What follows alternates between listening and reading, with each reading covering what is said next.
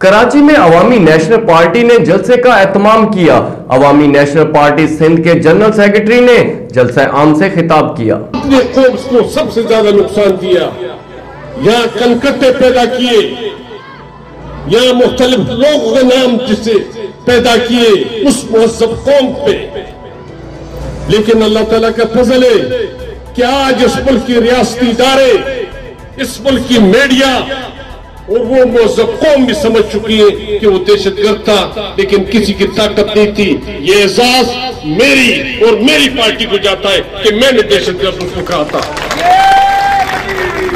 उसके बाद एक वक्त आया जो आज कहते हैं कि एक नया मंशूर भी दिया है कि हम 300 वाट बिजली फ्री करेंगे, हम एजुकेशन को आम करेंगे। खुदा के लिए थोड़ा सा शहर पे नजर डालो।